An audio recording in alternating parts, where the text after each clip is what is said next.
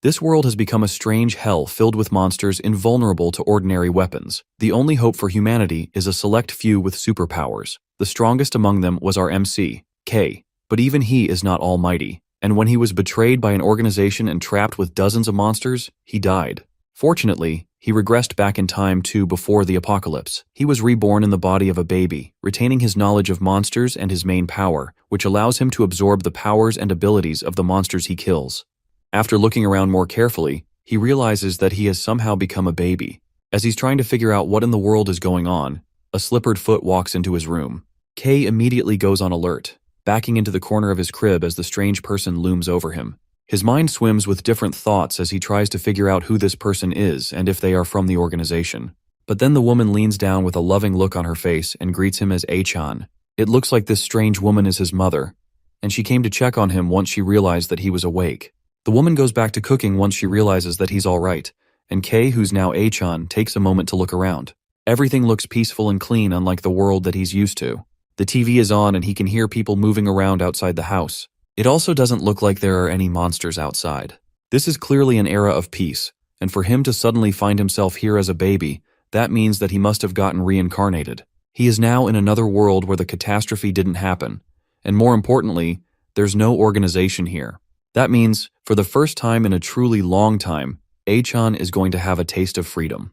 Despite everything he has gone through in his life, the god of fate hasn't abandoned him. This day will always be remembered as the day of new beginnings. He takes a look at the nearest calendar and sees that the year is 2020, meaning that he woke up before the great catastrophe. That's not good since he can't do anything with his current baby body. He can't even stand up without holding something, and his little limbs are too small to support his body. His throat also feels strange compared to his older body, so he can't talk either. All of that is terrible news for him since time is of the essence.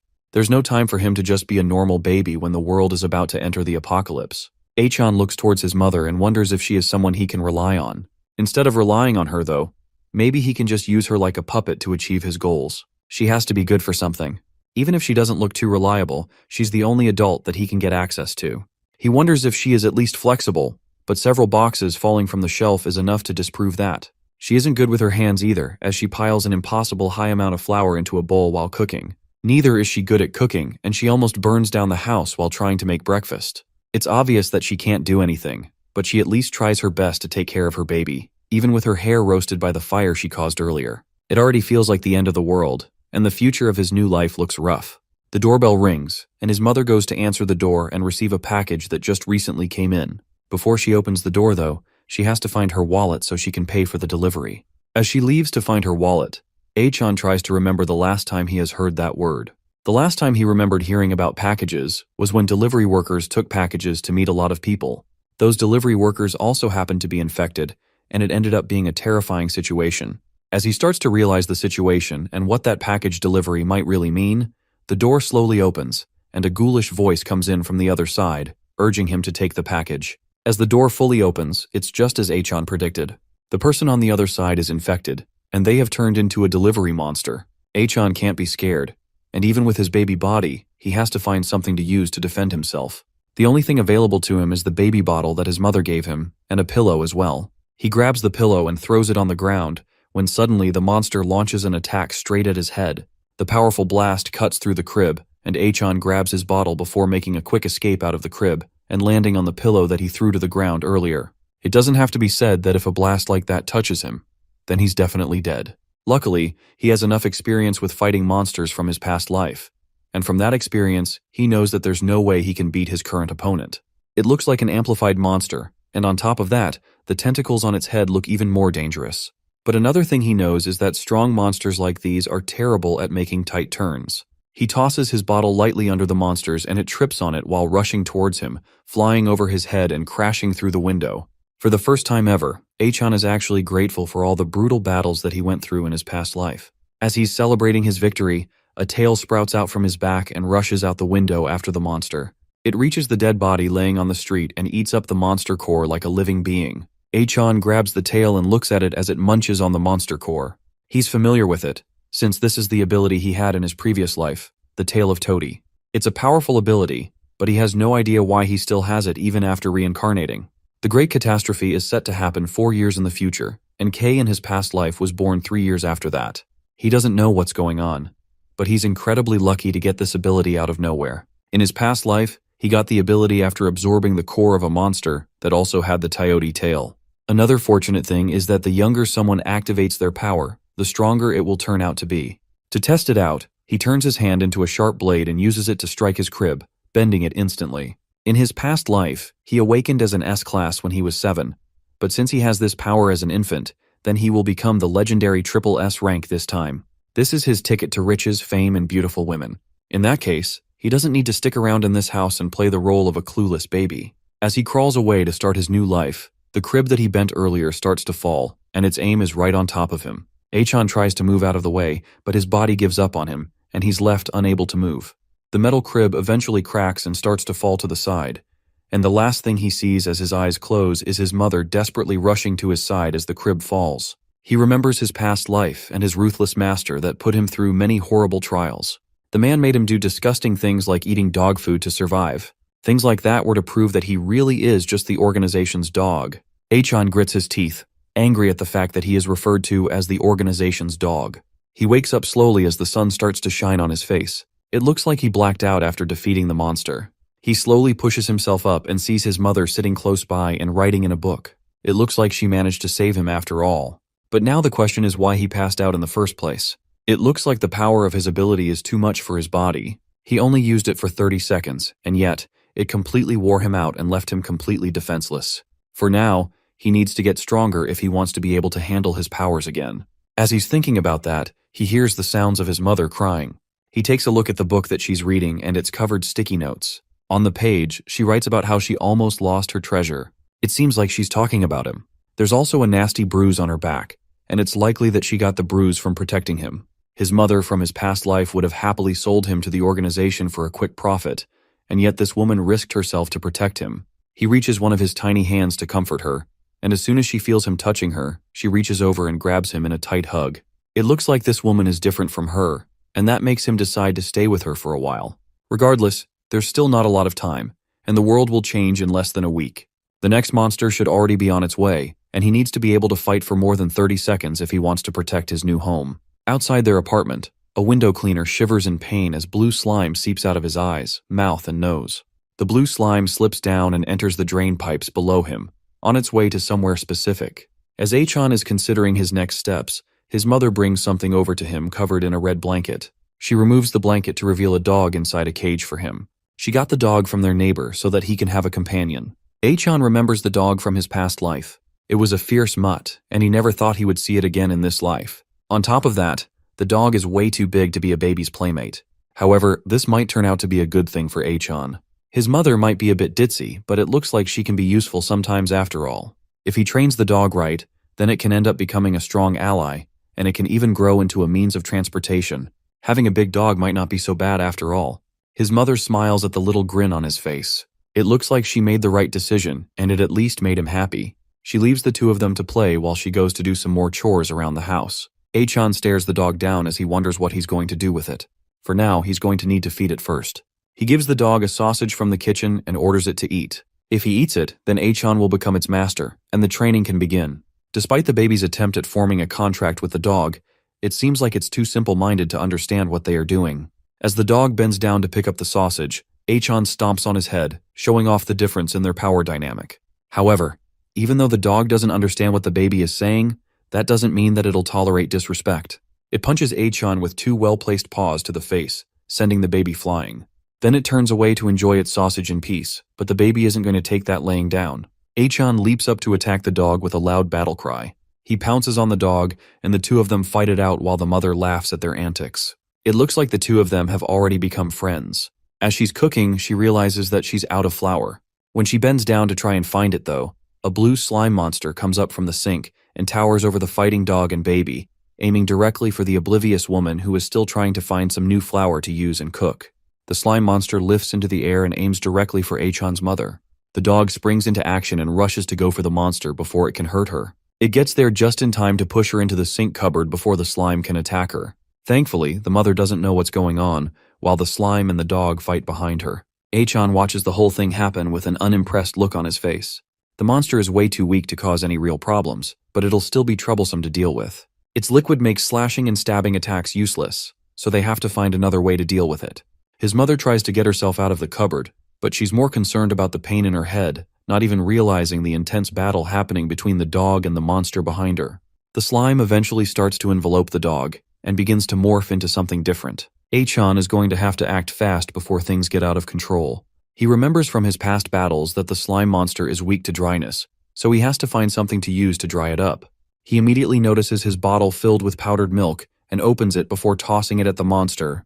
The slime recoils and shrinks in size before bouncing around the room. Losing moisture thanks to the milk sent it into a panic, and it's reacting because of it. Achan takes the opportunity once it stops moving to trap it under a dustbin. It looks like things have cleared up, and both the dog and his mother peek their heads up from behind the kitchen counter. His mother then accidentally spills flour on the both of them, leaving them more disoriented than they already were.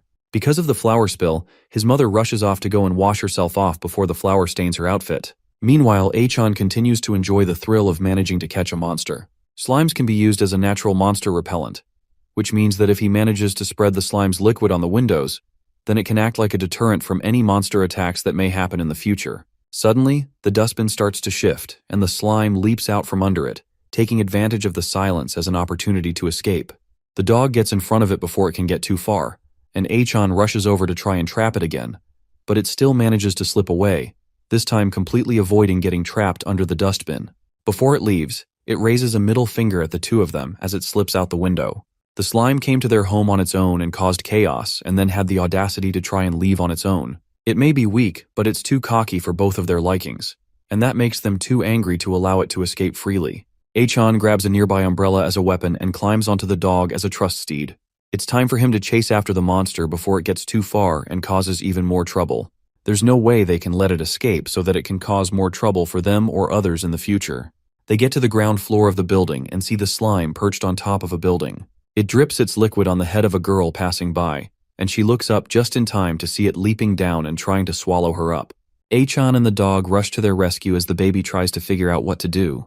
If he uses his own strength, he definitely won't be able to hold out against the slime, but if they let the monster feed on the girl freely, then the place will end up becoming a sea of blood. That kind of scene is something that Achan has seen enough of in his past life. The dog is just fast enough to reach the girl in time and leap over her, while Achan opens up the umbrella and blocks the rain of slime before it can hit the girl. The slime is not deterred and jumps off the umbrella, this time aiming to attack the dog and baby directly. Since Achan can only use his powers for a short time, he has one shot to use and end the monster in an instant. He shoots an enhanced punch with his powers, blowing through the monster immediately and destroying it. The slime explodes and rains down on the area, completely defeated, while Achan and the dog stand victorious after the short battle. Thankfully, he was in time to save the girl before she became slime food, but she also saw him use his powers, and she looks terrified. Without wasting a second, the girl takes off sprinting down the road without looking back. It's understandable that she ran away, considering the scene that she just witnessed. The more difficult thing to think about is how long it'll take him to clean up this mess. His tail comes out from his diaper and goes to absorb the slime scattered around the street. It looks like the tail has the power to absorb another monster's ability. In his past life, the only way for K to absorb a new ability is if he switches it out with the previous one. However, now, the tail is quickly eating up all the scattered slime liquid and turning the power into his own. He tests out the power by forming a slime ball in his hand, and it really does look like the two powers are coexisting. In his past life, K tried his best to make sure that he switched abilities as little as possible so he wouldn't get caught by the organization. That ended up being his downfall at the end, but that doesn't change how strange it is that the tail of Tao T somehow evolved on its own. It could most likely be because of his age. The younger the age of a person when they start developing abilities, the stronger the power of the ability, and the faster the person is able to adapt to it. K became an eligible user for abilities at the age of 10, but everyone younger than him died. Most children can't survive monster toxins, and they all ended up dying as soon as they were exposed to it. But now, K is even younger than any of the other potential candidates from his past life, meaning that his growth potential is incalculable. While he was thinking about how to do things, the dog brought him back home safely. He jumps off the back of his trusty steed and uses his new slime powers to coat the area, ensuring that no monsters will be coming to his home anymore. But just doing that alone has already drained him of all energy and left him exhausted. There's no use thinking of getting new abilities or adapting to his current one, because his stamina is just way too low for him to be able to do anything with the powers. However, he doesn't need to worry too much about the potential future, since the monsters shouldn't come and disturb them anymore thanks to his slime barrier. Achan collapses to the floor in exhaustion, and the dog comes over to him with a menacing look in his eyes. It looks like it's finally time for the dog to get revenge for that humiliation earlier. The dog leans down and picks Achan up by the scruff of his shirt, and for a moment, the baby thinks that he's about to be turned into dog food. Back in the apartment, his mother comes out of the shower, fully cleaned of the flour that poured earlier. She heads to the living room to see how her son is doing, and sees him snuggled up with the dog on the floor. It may look like they are snuggled up, but Achan is struggling fiercely against the weight of the dog on top of him. Hours pass, and the baby is able to free himself from his fluffy prison to get to work on protecting the apartment. He manages to coat the windows and vents and also the drainage pipes with the special slime. Now, even if a major disaster hits the house, they will be safe for a while. While doing all of that, he was able to figure out the current state of the Taoti tail. Apparently, it can stock up to 4 abilities at once, unlike in his past life where he had to swap out one for another. Right now, he can use both the Taoti tail and his slime powers, but only for about half a minute. In order to prepare for a major disaster, he's going to need to do other things. One of the first things any survivor desperately needs in the apocalypse is supplies. The biggest cause of death after the disaster wasn't even the monsters. It's the starvation caused by disrupted logistics, which eventually led to the desperate scramble for supplies. If someone can manage to stockpile on supplies early on and avoid the conflict altogether, that person can even create followers and have people on their side during the most dangerous parts of the disaster. Achan will need to prepare it as soon as possible, but as a baby, there's a limit to what he can do. Supermarkets are crowded, and eventually, places will be full of monsters. If even one person gets infected, the disease will spread around rapidly with no hope of slowing down. With his current body, Achan definitely won't be able to handle a large horde alone, but there also aren't many places that he can get supplies from right now. As he's thinking about any other options he might have to get supplies in the future, his mother's phone rings on the living room table. He goes to check who it is and sees messages coming in from the landlord's group chat. Luckily, her phone isn't locked, so he can easily open it up and see what's going on. The people in the group chat are discussing a weird virus that's spreading around and how people infected by the virus are becoming monsters. It's clear that they don't yet know the severity of the apocalypse that's coming, and Achan is more than happy to enlighten them a bit about it. He sneakily creates an account and hops into the room, informing people about how a great disaster is coming and they need to get their supplies before everything goes to chaos. Although he's trying to help them by giving them carefully guided instructions, it's clear that no one believes him. The fact that he doesn't even have a profile yet since he freshly created the account also doesn't help his case. There's nothing for him to do as a baby, and online forums aren't much help either. At this rate, all of them will end up dying before the organization even forms. A friend request suddenly comes in on the phone. He accepts the request out of curiosity, and the person on the other end cuts to the chase and tells him that they want to make a deal with him if he is really searching for supplies. The person's username is Hot, and it sounds familiar to the baby. That was the same name of a woman who worked for the organization that was also named Hot. His guess is spot on, and the person on the other side of the screen is indeed the Hot that he's thinking of. She relaxes against the chair in a room filled with computers and gadgets while texting him. It looks like things are about to get very interesting for her. It's clear that whoever she's talking to is a very cautious person, however.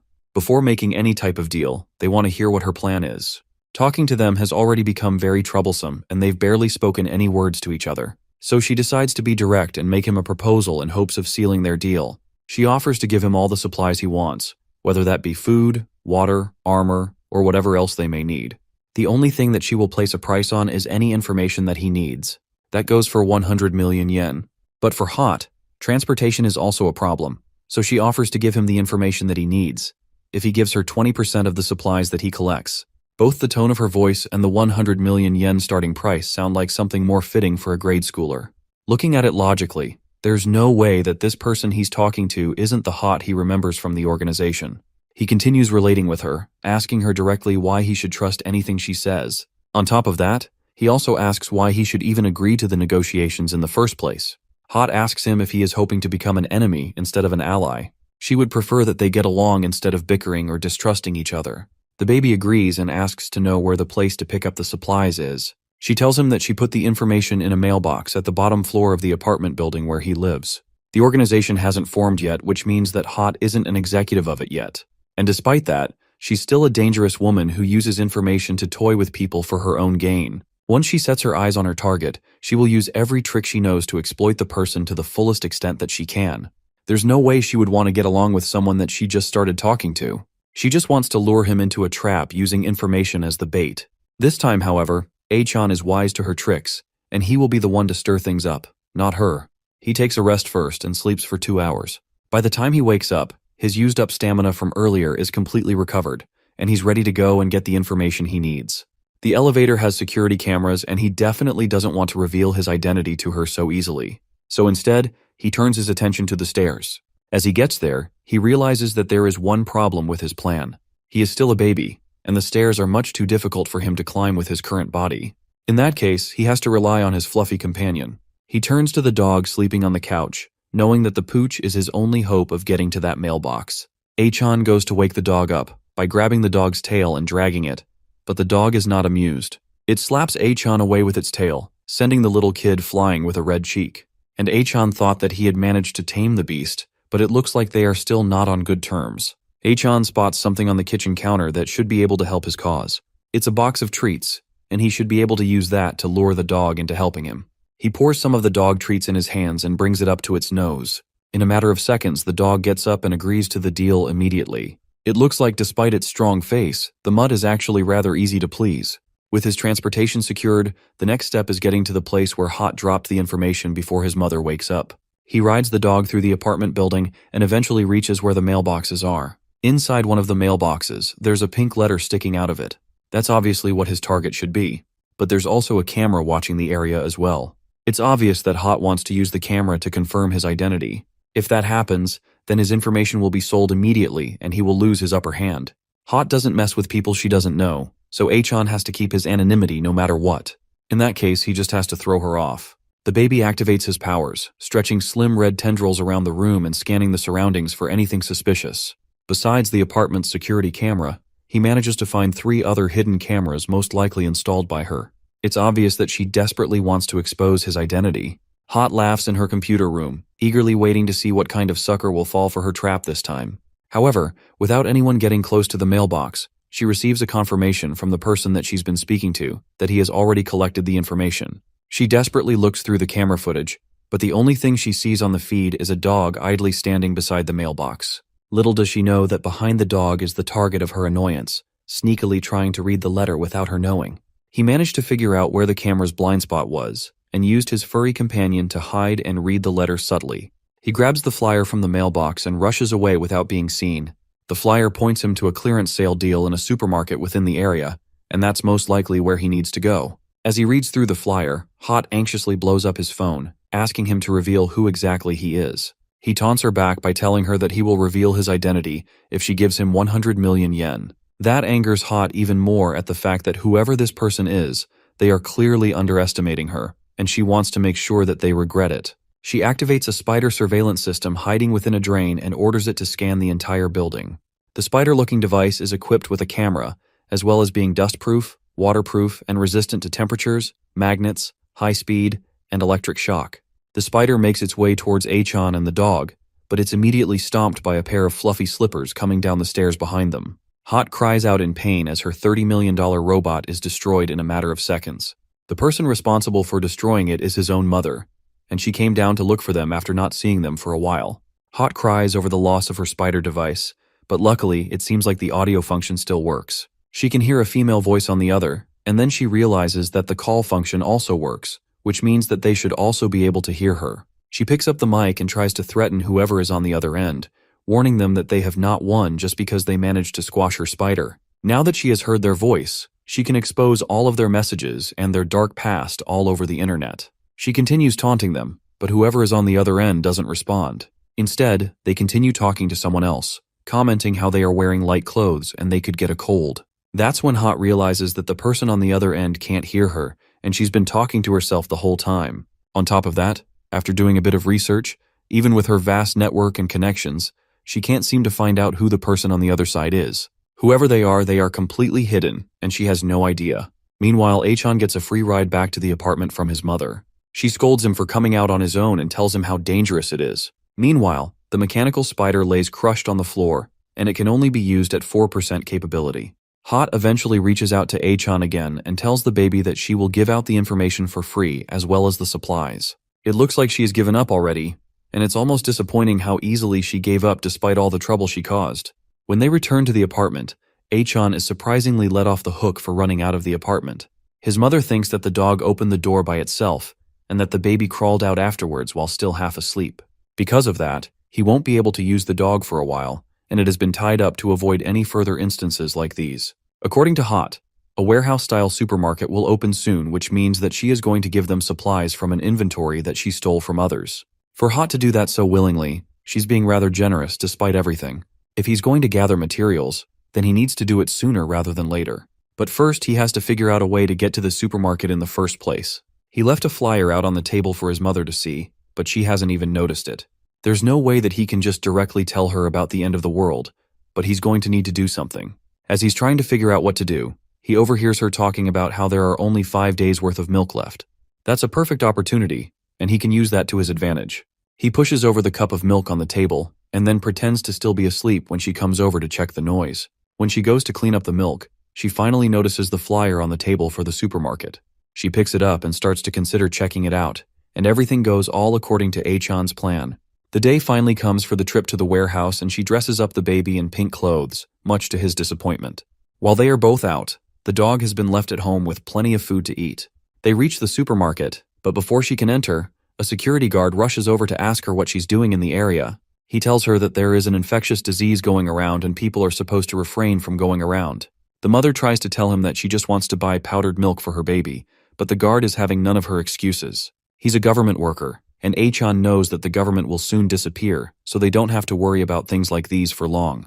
The guard is only doing this because he has been ordered to, and he tells her that she should go home. As he's talking to her, he doesn't notice the monster stalking up behind him until it puts its hand on the man's head. In an instant, the monster squeezes its hand and the man's head pops like a bloody balloon. Then it sets its sights on the defenseless mother and child. This monster is a lot larger than anything Achan has faced so far, and it's a strong proliferative type, so it doesn't have any particular weak points either. He doesn't want to reveal his strength, but if he doesn't use his power, then both he and his mother will die here. There's no time to waste, and he's about to spring into action, but his mother plucks him out of the stroller and tries to make a run for it. Achan knows that running away is useless since this thing is a whole different species. It's way faster than a human, and his mother has no hope of escaping on foot. As the monster gets closer to them, Achan notices a case of fire extinguishers on the wall, and then he uses his powers to break the case. It explodes and covers the entire area in gas. The sudden cloud is enough for Achan to squeeze out of his mother's arms and attack the monster, sending it flying away and crashing into a wall. He has about 30 seconds, and until the dust settles, to take care of this monster. In that 30 seconds, he is going to need to settle the fight with this monster before his mother notices what's going on. His mother has passed out because of the sudden attack from the monster, so he has to make sure to take care of everything before she wakes up. Luckily for him, she's unconscious from the earlier impact, but there's no time. The proliferative type has its core in its head. If he can manage to strike its head, then it will definitely die in one hit. However, the monster is still unharmed even after the strike he gave it earlier. Achan has to make sure to finish off the beast in one blow before it can get back up and hurt him or his mother. There's no shortcuts he can use like all the other times. This time he's going to have to fight it head-on with his own strength. Thankfully, he can at least stand this time and doesn't have to crawl around. The monster takes the initiative and jumps towards the child, but Achan is able to dodge out of the way before it can take him down. He then uses his ability to slice up the monster with thin strands of his toady ability. He didn't manage to take out the monster, but he at least managed to make it bleed after that heavy attack. Things don't look so good right now, but Achan is sure that the one who is going to win is him. He rushes off to attack the monster again, this time sure that he can at least hold his own against it. Thanks to his small body, he is able to easily dodge most of its attacks, and uses the string from his toady ability to swing around its body and wrap around it. Then once he lands, he pulls the string, once again cutting through it instantly. It seems like he has the upper hand, but he still needs to strike the monster in the head to defeat it. Luckily for him, with a body as large as that, it makes it difficult to aim for a fast-moving baby. It also can't use its full strength because of how fast it's forced to move. For the monster, it would be the same as trying to chase a mouse. Eventually, Achan is about to outrun and outsmart the monster perfectly, wearing it down severely until it can barely move. This is all thanks to the experience he has built from battles in his old life, up till now. Thanks to the consistent attacks from the baby, the monster's power has been greatly reduced, and one more hit should be enough to take it down. He can't get too smug though. And although the monster has been severely weakened by the constant attacks, it uses all of its strength to grab one of the spikes from its back and chuck it at the baby with incredible strength. Achan is fast enough to dodge the attack, but it still manages to cut deeply into his forehead. He hops away, putting significant distance between him and the monster before it can launch another one of those attacks. If it continues to attack like that, then the baby has no chance of getting closer to finish it off. For now, he has to try and think up another strategy like a surprise attack, or he has to find a way to divert its attention. There's no time left either, and he will soon feel the after effects of using the full strength of his powers. For now, he might have to run and take his mother away before she gets hurt. As he's still trying to figure out what to do, he notices his mother helplessly looking around back at the ground floor. It looks like his time ran out faster than he anticipated, and now she has woken up and she's desperately looking for him. As she searches around for him, she comes face to face with the monster and stares up at it in shock. Instead of running though, she reaches into her pocket to get something, and Achan desperately yells for her to run away because she definitely won't be able to take on the monster by herself. But as the protagonist's mother, she definitely has some tricks of her own. From her pocket, she pulls out a stun gun and shoots it at the monster, zapping it with intense electricity and causing it to freeze up. It may be unorthodox, but this is exactly the diversion that the baby was looking for. Achan leaps off the building towards the streets below, right as the monster recovers and swipes at his mother, sending her flying backwards. As she falls to the floor, conveniently looking away from the monster, Achan comes descending from the skies with a massive attack, intent on taking out the trash once and for all. The monster looks up just in time to see a baby with a massive buildup of energy on its leg coming down at it at high speed. The attack connects right on the monster's head, breaking it apart immediately and killing it instantly. His mother is still on the floor, unconscious as the baby walks up to her to check on her condition. As much as he's not too fond of her yet, it would have been way more dangerous for him if she wasn't there trying to protect him. Not only did she come to try and save him despite the danger, she also risked her life to save him. There's still a lot of training she has to go through before she can be useful to him, but it seems like he can at least trust her. As he thinks that to himself, the after effects of his power come crashing in, and he collapses beside her, losing his consciousness as well. When he wakes up again much later, he has a bandage on his head, and a strange, red-eyed man is fixing up a new diaper for him. Achan doesn't recognize the stranger, and his immediate form of self-defense is to pee on the man to try and scare him away. His mother quickly rushes to apologize, hoping that the strange man doesn't get offended. He wipes the pee off his face, accepting the fact that he most likely just scared the kid, and that's why it happened. He then asks her if she's getting along with the dog, and it looks like his mother is familiar with the man. The man is most likely the former owner of the dog, and he thanks her for taking care of the mutt. Achan is more concerned about the fact that his mother definitely saw the monster that attacked them earlier, but she's acting as if nothing has happened. Then he notices that his hair is wet. That probably means that she was crying in secret again while he was asleep. The man tells her that they are heading out to stock up on supplies and invites her to come alone with them. That catches Achan's attention, as he realizes that stocking up on supplies and buying them all out with the help of other people definitely isn't a bad decision. Before he follows along with them, though, he still has to retrieve the crystal core from the monster that he defeated. He jumps out of his stroller and hurries over to the monster's remains. Once he uses his toady tail to absorb it, he immediately gains the monster's power. This time it seems to be a hardening skill, and it has already fused to his bloodstream. It's not a bad skill, and now he can use his tail as some sort of shield. But before he crawls back to his stroller, he notices the strange man from before having a call on her phone. He's talking with someone, and they seem to be talking about the fact that he and his mother are both a burden to them. He also reveals that the reason he's bringing both of them along is because in an emergency, they can be used as decoys and at least be a little bit useful. The guy is definitely crazy, and it's clear that he has bad intentions. He tells the person on the other side of the line to take another vehicle and grab more supplies. As Achan listens in on the conversation, he accidentally bumps the truck he's hiding behind, and the man quickly turns around, ready to attack anyone that's eavesdropping on him. The man comes up to him, but he's clearly expecting to see someone threatening and instead sees a little baby, which makes him let his guard down. The man pats Achan on the head and asks him how he got all the way there. Then he gets back on the phone and tells the person on the other end that the baby heard their conversation. But he doesn't care about it since he's just a baby. On top of that, since Achan is just a baby, killing him won't be a problem. The baby bends his head anxiously after realizing that the guy is completely insane. They all pack into a car and his mother secures him into a child safety seat at the back. Then they prepare to set up, with the man and 3 other people in the car. Achan doesn't trust the crazy man to be the driver, but there's nothing he can do about it. If he could at least use his power, then he would be able to crush the crazy man in an instant and prove who is stronger. The others in the car get acquainted, and his mother tries to start a conversation by offering some snacks to the others. It's incredibly strange that these people seem so calm despite everything that's going on, Achan starts to wonder if they have even seen footage of the monsters, and why anyone would even go outside at the moment. The man starts the car and waves to the person at the compound that they are staying at as they leave. Achan realizes that their lack of awareness is probably a kind of self-defense. After all, even if people see monsters or corpses, it doesn't always mean that the world is ending. All they can do is act normal and try to hide their fear. As they continue to drive through the town, Miss Ling brings out a box of sandwiches to share with everyone in the car. The people in the car are all residents from the apartment building that Achan and his mother are staying at. There's his mother Ling Yingyu, a resident of room 502. Then there's Den Ku, a resident of room 103. And finally there's Ryu Kaisen, a resident of room 104. His mother continues to offer snacks to the others in the car as they drive to the supermarket. Ryu Kaisen asks his mother how she's managing to raise a child on her own, despite how tough it is. After all, she's young and beautiful, and it doesn't seem like she's working either. It's also dangerous to go outside with a child. His mother originally considered leaving him at home, but she has noticed that whenever Achan is left alone, he starts to act crazy. She had to bring him with her after giving it a lot of thought. Achan subconsciously tries to tell his mother to stop talking as she sighs while thinking of all the chaos that has happened because of her child over the past few days. One of the men at the front is Chin Minoru of room 504.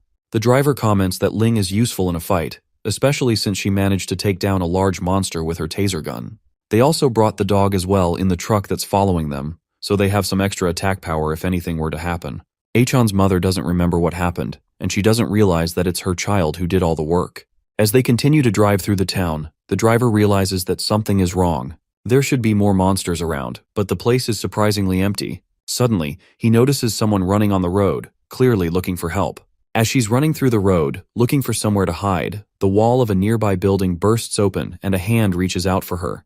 Then she is suddenly overrun by several monsters all at once. The driver tells them to hold on tight as he tries to maneuver the car to avoid a collision with the monsters and the girl. The car and the truck both drift to avoid the small crowd of monsters, and they manage to move by safely. The dog barks loudly in the back seat as the monsters crowd over the girl and pull her to the ground. She cries for help as the monsters pile on top of her and attack her. Today has been really hectic from the moment Achan and his mother left their house. They are surrounded by monsters, and Achan takes a moment to analyze the situation they are in. The bug-headed monsters surrounding the car all have sting marks on their necks. The handler of all the monsters must be some type of cyborg. The parasite handlers are parasitic-type monsters, and they have the ability to turn humans into cyborgs. Their power isn't much individually, but in large numbers, it's a different story. And as long as the handle runs around, the cyborg monsters will just keep multiplying. The best thing they can do is find a way to escape immediately. The rest of the bug monsters that aren't piling on the poor girl from earlier start coming towards the car to attack those inside. They are way too close for the driver's liking, and in a matter of seconds, one of the monsters manages to break through the windshield. Achan looks around and knows that it's definitely possible for them all to survive this situation, but he needs to drive them off quickly before they become overwhelmingly large. Unfortunately though, he can only use his powers for 30 seconds, and if he wastes all of it here, then it's all over. He looks around the car and wonders if any of the passengers is able to fight. Ryu desperately looks out of the car at the girl who's getting beaten and devoured by the monsters. She cries for the other in the car to stop wasting time and save her. That immediately pisses off Achan as he realizes that she's going to be a burden to them going forward. Instead of trying to figure out a way to help everyone, she's crying for everyone to save her. They might as well leave her because it's not like she's useful in a fight. Chin Minoru tells them that they shouldn't go and save the girl. She already has the same wound as all the other monsters on her neck, meaning that she's most likely already a lost cause. Chin Minoru clearly has sharp eyes, but he's probably too old to be of any use in a battle. But he might at least be strong enough to carry supplies. The driver asks if they should charge into the mess, but if they are going to charge in, then they should deal with the monsters first before they all get wiped out. Achan doesn't like that idea because it seems like he's trying to get them all killed. They can't rely on the guy when it really counts. The person driving the truck behind them is most likely the same. Den Ku picks up a hard object from somewhere in the car and announces that he will go and help any way he can. He looks like a wimp, but he might also be the kind of character that surprisingly goes berserk out of nowhere. He's trying to say that he's not scared, but it's clear that he's not reliable at all. It looks like there really isn't anyone in the car that can take down the monsters surrounding them. His mother reaches into her bag to get the gun that she was using earlier. Once Den hears that she is going outside with her gun, he decides that he doesn't need to go anymore. As they are all talking, a sharp object suddenly stabs into the car, going straight through Den's chest. Then he suddenly tosses out of the car like a rag doll. Then sharp claws dig into the side of the car, and a different insect monster peacocks its terrifying head into the car and immediately stabs a claw into Ryu, killing her immediately. It looks like this is the main body of all the cyborgs. It must have been hiding somewhere, waiting for the right time to pounce. Since there's no one in the car that's reliable, it looks like the baby is going to have to step up and deal with this situation. Before he can get up though, a sharp stinger heads straight towards his mother. He's not fast enough to stop it before it gets close to her, but instead of the stinger stabbing her, it unexpectedly stabs the car cushion instead. They look to the front of the car to see Shin Minoru unexpectedly holding the monster back. Shin Minoru realizes that this person must be the boss of all the monsters. The monster turns around and tries to stab him in the face, but he grabs the stinger and breaks it instead. It's clear that this man is something else entirely since he managed to take down the boss of all the monsters with his bare hands. The monster screams as he stabs its own stinger into its neck. Then, as the monster's screams eventually fade, it dies off, and Shin Minoru drops its dead body off, making it fall down to the street floor. As he wipes the blood off his face, he complains about how old he is becoming. Meanwhile, Achan looks on in adoration as he realizes that the old man is a total powerhouse. But then he realizes that the fight isn't over yet. The monster on the ground has a second phase, and they can't let their guard down yet. Achan doesn't know who this old man is, but just aiming for the heart isn't enough to kill the monster. Just as he expected, the monster starts to rise up again, and it's clear that it's about to attack again. He doesn't have a voice to talk, so he only has one way to warn the old man before things get bad. He cries out as loud as he can, causing the old man to look behind him and narrowly dodge a sneak attack from the insect monster. The old man has seen this before when he was still in the Special Combat Division. He immediately realizes that the monster won't die by stabbing its heart. That explains why the man seems to be so strong. He worked in the Special Combat Division, and that's why he has training to deal with monsters like these. The man jumps out of the car to attack the monster and bring it down. It looks like it won't die easily from simple methods, so Shin Minoru decides that this time, he will use all his energy to crush the monster once and for all. He grabs the monster by its head and slams his knee into its face, causing the skull to crack immediately. Just from the little fighting that he's doing, it's obvious that he has refined battle knowledge, and for him to make the decision to go for the head came very quickly. He should have realized sooner that the old man was from the military, and that he has special skills beyond the others in the car. In his past life, when he was the organization's dog, even though the military was already wiped out by the time he started going on, he heard rumors that after the government collapsed, the military became the largest force resisting the monsters. They were the enemies of the organization back then, but among them, there was the Special Combat Division which worked at the core unit. It seems that they underwent a special training, and they were a thorn in the side of the organization. Thanks to the man's efforts, they can finally go to the supermarket and get the supplies they need. His mother initially suggests that they head home too, but Shin Minoru immediately shuts the idea down and tells her that if they go home, something else might happen, so they need to keep moving forward. It looks like they finally have a reliable person on their team, but now Achan has to figure out how to get this guy on their side. Maybe he can send out a fake military command, or he can blackmail Hot to make her send some insider info, or he can just cling to the man and force him to protect them. Just the thought of using the man for his own personal gain makes the baby grin evilly. As he's thinking of what to do, the man pats him on the head. Then he tells Miss Lin to stay close to him with Achan so he can protect them a little. She immediately agrees and promises to not be a burden to him and to follow him diligently. He tells her not to expect too much from him, and he just wants to help them. She thanks the man for his help earlier in taking down that boss monster, but he tells her not to mention it. After all, if Achan hadn't cried earlier, then he would have definitely died from the monster's attack. Then he tells the little baby that the more foolish someone is, the more they desire profit. That almost sounds like he could read the child's mind and know the selfish thoughts that he had earlier. Achan crosses his arms and decides to peacefully accept the help from the man. But he knows that Shin Minoru's personality will end up being his downfall. They finally reach the supermarket that they have been aiming for since the beginning, but the gate is closed. It looks like it's their day off. The ad said that the supermarket would be open, but the place is clearly closed for business. Achan knows that Hot is a master hacker and she probably shut the supermarket remotely. Suddenly the door opens up and the driver explains to them that he had a friend remotely open the door from somewhere else. As he says that, he smiles and flashes his phone, reminding them that they should remember to thank his friend later. That makes Achan suspicious, and he sneakily pulls his mother's phone out of her bag to check it. He opens the messages and sees that Hot sent him a message recently informing him that she saw their car on the security camera and opened the gate for them. That confirms that the driver definitely knows Hot. That makes things a lot more complicated for him, because Hot and the driver are both very suspicious people to him.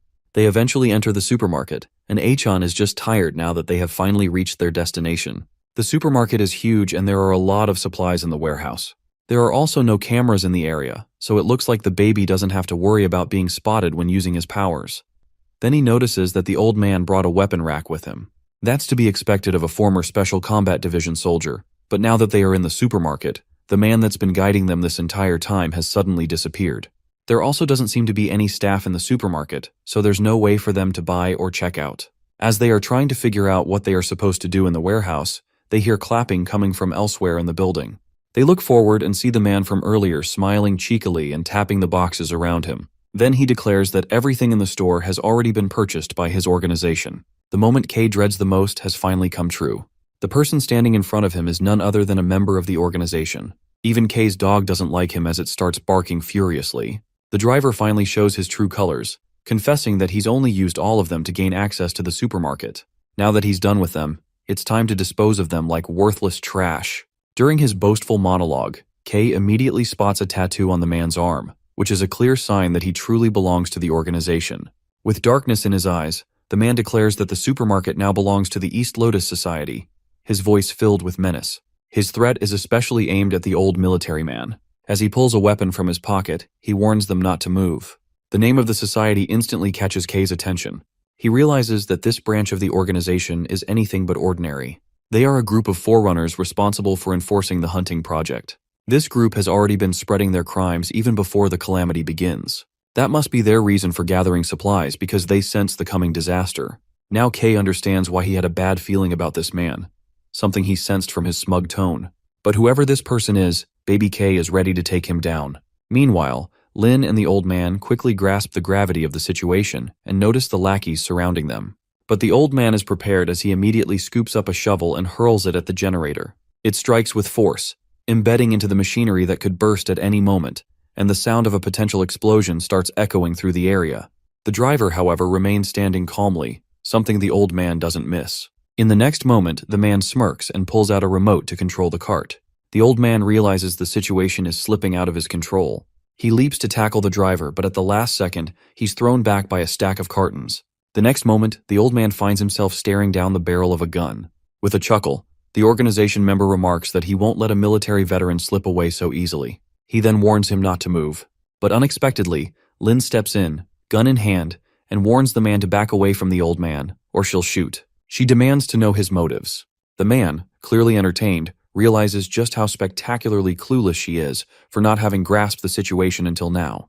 He even asks if she'd still think he's innocent after he shoots her. Lin, still living in her own cheerful bubble, offers to share the supplies like she's hosting a picnic. He actually laughs at her naivety, which is almost impressive. She's acting like she's the one calling the shots here. He then reminds her of the time he left the dog with her. Not out of kindness, of course, but because when he went to collect the money, the owner was already dead. So naturally, he figured he might as well get rid of the dog too. That's when she showed up, and he thought it'd be entertaining to see how she'd juggle a full-grown dog and a baby. Shockingly, things worked out back then. But now, with his gun ready, as he rejects the idea of sharing the supplies, there simply isn't enough to go around. The next moment, all his lackeys point their guns at them. The boss declares that weaklings like Lin should die. This moment triggers a memory in Kay, when he was under the control of the organization, left with no choice but to eat rats just to sate his hunger. Back then, he was looked down upon just like this. He snaps out of his reverie when his dog gets ready to attack the goons. Kay immediately throws the slime at the generator, which causes blackout. The next moment, darkness swallows everything, and the boss shouts for everyone to stop shooting until they can find light. At the same time, the boss raises his gun. Seizing the opportunity, Kay activates his power and is about to punch him when the old man suddenly intervenes, kicking the boss instead. Both Kay and the old man look at each other in astonishment. Kay understands that it's his bad luck to be seen by the old man, who is part of the military. Eventually, they might consider him a monster, and there's a real chance he'll be turned into a research subject because of his powers. As expected, the old man is thinking along the same lines as he is wondering whether Kay is a monster. Just as he prepares to attack, the baby Kay immediately leaps and settles on an upper rack, right in the old man's blind spot. The old man switches on his flashlight. Kay had also planned to turn on the light, but he's wary of the old man. He scoffs, realizing he has no choice now but to take the old man down first. However, his plan is interrupted by a sudden noise that alerts everyone. People look up and spot a slime that distracts the entire group. With a smug smile, K takes his usual seat in a trolley and prepares to enjoy the show. To his astonishment, the slime transforms into a doppelganger of the old man. It attacks him, and soon everyone finds themselves fighting against their own clones. The old man, too, braces for battle against his double, cursing under his breath at this new disaster. Lin is terrified to see her perfect clone standing right in front of her and pleads with it not to come any closer. Her voice draws the old man's attention. He glances back and sees Kay crying nearby while his clone tries to climb into the trolley. The old man assumes he must have seen this clone before. That means our little dude's plan is working perfectly as he's now shedding crocodile tears, just waiting for the old man to swoop in like a knight in shining armor. As expected, the old man immediately attacks the clone when it tries to reach Kay. However, he grows frustrated when the clone reforms itself effortlessly, thanks to its slime-like nature. Realizing brute force alone won't work, he hurls his shovel aside, deciding it's time to adopt a new strategy better suited to dealing with monsters like this. He opens his armory box and pulls out his gun. Meanwhile, Lin manages to defeat her clone using an electric gun, because electricity being a known weakness of slime creatures. Kay also defeats his clone through a relentless barrage of attacks, another known weakness. In the end, the old man destroys his clone using raw firepower. But the battle isn't over yet. Another slime clone launches itself at Lin, only for the old man to shoot it at the last moment. However, the creature is still alive, trying to refcur him, but the old man continues to fire, determined to finish it off. He may not have killed it completely, but he's definitely done some serious damage. But at the same time, the boss also gets back on his feet, ready to attack, just as the old man remains occupied, fighting off the slime. Kay curses under his breath, while frustrated by the situation. He can't use his powers openly. Doing so could expose his secret. He's taken by surprise when the boss suddenly grabs him and takes him hostage, warning Lin and the old man to drop their weapons. What the boss doesn't realize, however, is that he has just made things more convenient for our clever boy. Kay silently activates his slime power and takes control of one of the boss's lackeys. That lackey then unseals a grenade, and in the next moment, a massive explosion rocks the area. Though the boss survives the blast, he still has Kay in his grip. Kay, however, uses the chaos to his advantage as he spots a first-grade crystal core and quickly snatches it with his tail before anyone notices. The boss, badly shaken and nearly killed in the explosion, rushes into another room and slams the door shut behind him in a desperate bid to protect himself. Inside the room, several more goons are waiting. The boss declares that it's time to move and orders them to prepare the car as they're getting out of here. The goons immediately begin to comply. At that very moment, our boy notices another tattoo, this one etched into the side of the man's neck, revealing his name. Now everything becomes crystal clear to Kay. This person is none other than the true boss of the organization, Lai. He's the one who turned Kay's life into a living hell in his previous life. Back then, however, Lai always wore a mask, which is why Kay never got to see his face. Who would have thought he'd get the chance to witness it now, as a baby no less? Kay's baby glare is so intense that Lai actually feels it and even scolds him in annoyance. The next moment, a red mist begins to fill the air around them. This is called a crimson dust, which is a dangerous phenomenon in this catalyst-infested world, hazardous to any human being. Those who come into contact with it either die or mutate into monsters. That explains why, just moments later, several of Li's lackeys begin to transform into grotesque beasts and charge toward them. But Lai, in his usual cruel fashion, decides to use Kay as monster bait. Without a second thought, he tosses the baby into the room with the creatures and flees the scene, leaving him behind. Kay, as usual, understands the plan well, but he's ready to unleash his true power even with a witness present. He pulls the core from his pocket and activates it. In the next moment, he transforms into a full-grown fighter, primed for battle. The overwhelming monster charges at him, but his tentacles intercept the attack without hesitation. Now fused with the crystal core, his abilities reach a new height, so enhanced that the monsters around him barely register as physical beings anymore. Another creature attempts a laser strike from its eye. Without flinching, Kay advances straight through the beam and pierces into the creature's body. He's almost amused by how easily he can control his body. His tentacles now move with deadly grace, slicing through the monsters like vegetables on a chopping board. Meanwhile, Lai watches the scene unfold with growing horror. Confused and shaken, he fails to grasp Kay's identity, having missed the transformation from infant to warrior. One look at his pale face tells Kay everything. He knows Lai doesn't recognize him yet. That makes it all the more satisfying. Kay moves forward, his eyes dark with purpose. There's no hesitation now. The moment for revenge has finally come. Even terrified, Lai immediately prepares to defend himself. He pulls out his gun and fires at Kay. Fortunately, Kay is faster than the bullet itself. Though the body he's transformed into isn't his original, compared to his infant form, The speed and agility it offers are on another level entirely. As Kay closes the gap just an inch away, Lai assumes he must be a monster. But our boy doesn't give him the chance to speak. In one swift motion, he hurls Lai across the room and slams him into a corner. Now coughing up blood, Lai mumbles something about a story he once heard from someone, but now sees was true. Kay briefly wonders who that person could be, but he doesn't have time to dwell on it. Lai suddenly pulls out a syringe and injects himself with a strange drug. Within moments, his body begins to shift grotesquely, morphing into a monstrous form. Watching the transformation, Kay immediately realizes the truth that long before the Great Catalyst, the organization had already been experimenting with this drug, a formula designed to turn humans into monsters without stripping away their sanity. As the monster grows, Kay is visibly terrified.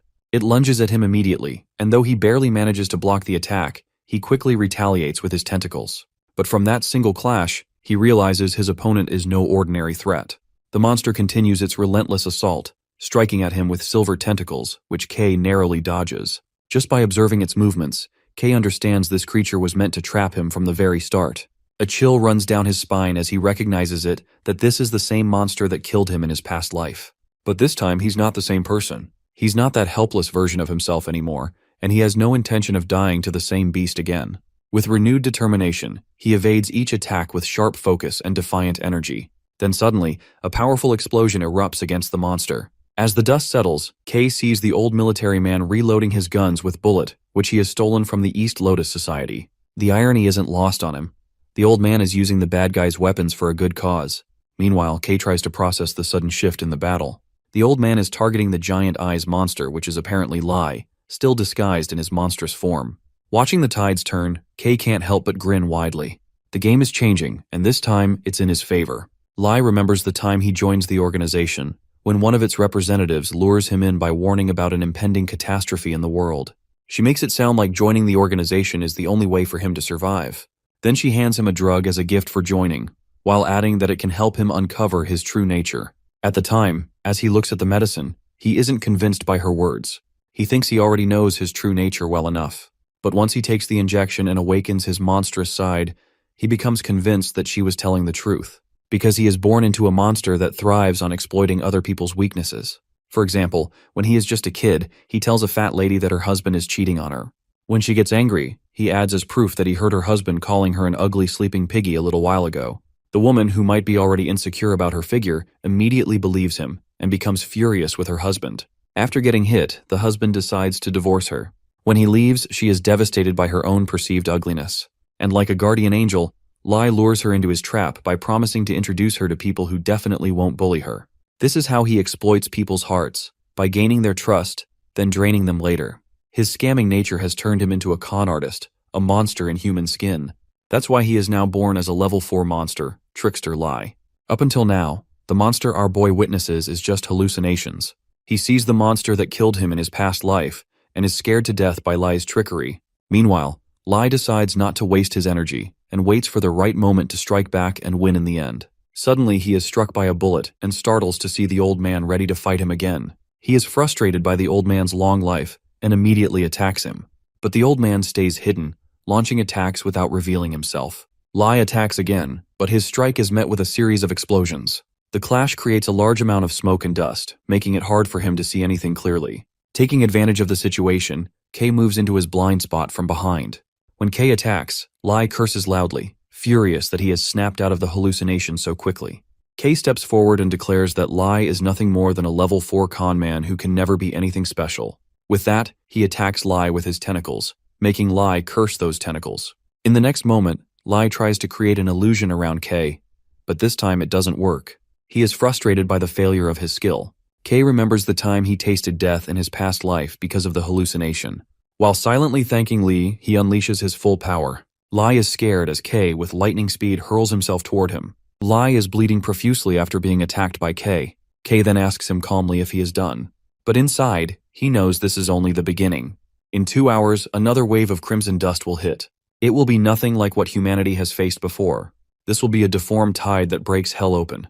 As he prepares to finish Lai tries to stop him. Kay responds that he's not interested in his last words and is determined to end him. Meanwhile, the old man is also watching the scene unfold.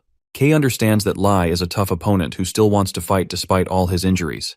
So, it's better to finish him off by going straight for his neck.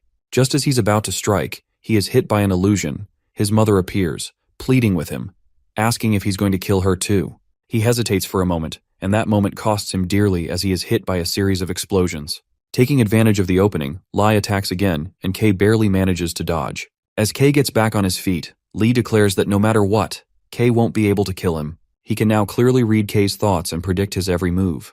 Lai knows that Kei has only one attack left in him. At that, our dude considers leaving Lai to the old man. At the same time, like reading his thought, Lai dodges a bullet fired by the old man and mocks him, asking if he plans to just stand there like always. Kei curses under his breath, realizing too late that normal weapons don't work against a level 4 monster. Lai, growing overconfident, believes he can see through the old man's tactics. With a menacing laugh and a declaration that he is a divine being, Lai heads toward the place where the old man is hiding. But as soon as he reaches the spot, a grenade planted by the old man explodes the moment Lai steps in. Seeing Lee injured, Kei compliments the old man's sharp instincts. Then he wonders where the old man has gone. As if in response, the old man appears behind Lai and is about to attack, but Lai dodges at the last moment. Lai prepares to counterattack, but Kei calls out his name to distract him. The sudden interruption startles Lee. Grinning, Lee asks Kei if he wants to know about his future.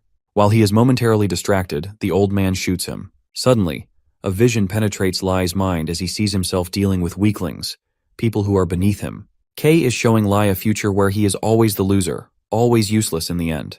Kei tells him that this is his fate. Furious, Lai grabs his head and denies the claim. Another vision flashes that he's bowing before others in a pathetic stance. He refuses to accept this future.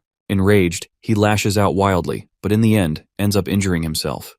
The next moment, they all stare in disbelief as Lee has cut off his own head. Watching the scene unfold, Kei grins. He has finally fooled the greatest con man of all. As Lee's head flies from his body, he once again glimpses Kei's memories. His eyes widen in fear as he sees the monster standing before him. The next moment, his severed head hits the ground, and he screams for Kei to get out of his mind. He yells at Kei, declaring that this is what the warning about the baby truly meant. The old man glances at Kei, his attention piqued. Lai continues, his voice strained that Kei is the egg of calamity, startling both Kei and the old man. Lai warns that by starting this revolution, Kei has forfeited any chance at a normal life. From now on, the organization will hunt him relentlessly. Before he can reveal more, another gunshot rings out and Lai is silenced by a bullet. Kei and the old man turn quickly toward the source. A new figure steps out from his jeep, calmly explaining that if one doesn't kill their enemy in time, they will become their own enemy. The moment Kei realizes the man is from the military, he goes on high alert. The newcomer calls the old man teacher, crediting him for the very lesson he just spoke. His name is Captain Lai On, but he is more famously known as the Snow Wolf. Before the student and teacher exchange greetings, another monster comes up behind Lai On. Without even flinching or moving, he kills the monster.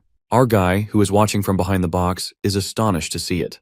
At that moment, the old man asks Lai On to be there on purpose because he intends to go home and look after his grandchild. While taking out his phone, Lai On pleads with his teacher to return to headquarters, as they are in a state of emergency. He then shows him a picture of his granddaughter, who is safe and sound. He reminds him that the military needs their commander. While listening to this, Kei immediately realizes that this old man is none other than the top commander of the military. Then Lai On asks the old man whether he wants to confirm his granddaughter's safety. The old man agrees to go with him. Meanwhile, Kei is scared and unsure of what to do. When he moves, it draws their attention. Before a moment passes, Lai On is already on him, gun pointed. Fortunately, Kei has already transformed into his baby form. Lai On suspiciously asks whether he is the monster he saw a little while ago. Kei, meanwhile, is scared to death, wondering if Lai On is going to shoot him. But the old man steps in, informing his student that he is the one who placed Kei there. While scooping him into his arms, he whispers to Kei to keep pretending. With that, Kei starts crying like a baby, which he literally is. Lai On comments on how well he goes with the baby. Suddenly, our boy senses a strange aura coming from Lai On, and looks at him closely. In that moment, he wonders whether he has seen him before in the organization. Later, Kei is placed in the nursery with the other babies.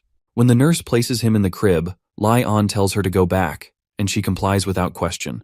While pretending to sleep, Kei listens to all of this and wonders about the whereabouts of the old man. He also wonders about the place he's in. Suddenly, a baby starts to cry, drawing Lai On's attention. At first, he smoothly comments on the baby's energy and asks him to be quiet, but then his tone shifts as he uses his skill to make the baby fall asleep. Meanwhile, our boy is witnessing all of this, eyes wide in horror. He remembers that Lai On is quite an important figure in the organization, with the codename Tank.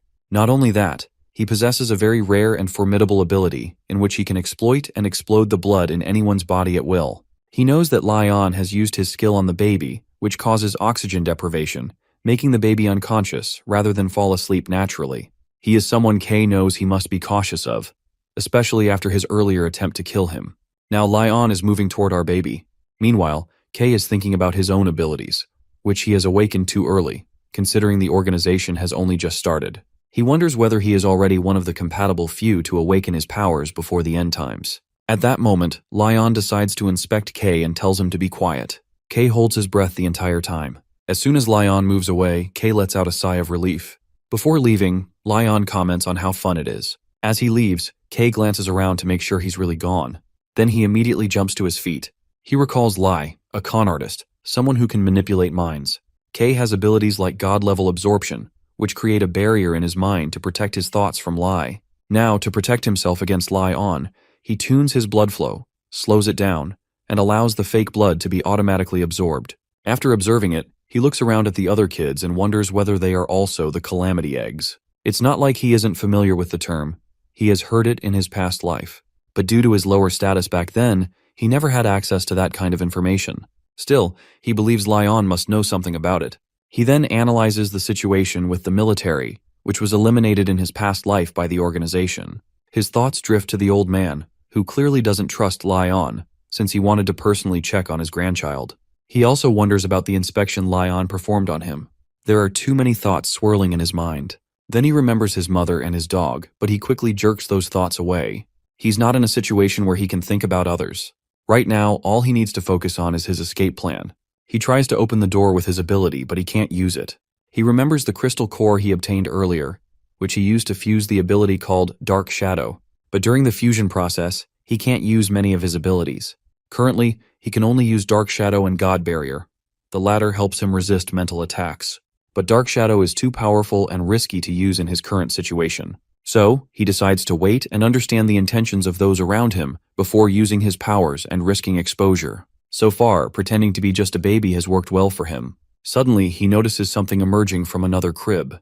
He looks down at another baby, whose legs are turning into tree branches. So, this baby must be another compatible one like him. Then, he notices several other babies with different kinds of abilities. He remembers, in his past life, these babies were always locked away. Now he understands that they are all placed somewhere similar to where he is now. Suddenly, a tree vine scoops him up. When he tries to break free, he can't. He wonders for a moment whether he should use his abilities now or not. But his thoughts are interrupted by another boy who helps him break free. It turns out to be a little boy, who advises him to just pretend to sleep. So now he should just behave. Kay is taken aback to see that the boy is just 5 years old and has already mastered his abilities. Suddenly, he curses under his breath as he hears a sound behind him. The boy immediately escapes, disappearing from sight. Kay turns to see nurses entering the room for inspection, and he quickly pretends to be asleep on the floor. The head nurse instructs everyone to gather every baby. One of them notices him lying there and scoops him up as well. As all this unfolds, Kay wonders what's really going on here, and what they plan to do with him. After a while, the nurses place all the babies on the floor. He slightly opens his eyes and sees nothing but darkness surrounding them. A chilling thought crosses his mind that are they going to be made to fight to the death? It wouldn't be surprising, as this was a trend in the organization during his past life. He also senses the presence of someone from the organization nearby. Slowly, he begins to crawl as other babies also start getting up. When he looks up, he spots Lai On the upper floor. Before he can process anything else, he sees a monster moving toward a baby.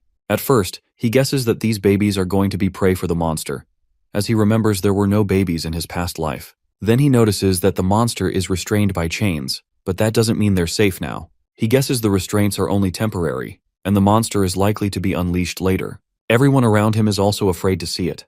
The boy from before steps ahead, scoops the crying baby from the monster's vicinity, and places him far away. Looking around at the babies and Lai On, he now concludes that they've all been gathered here to fight the monster in order to forcefully awaken their abilities.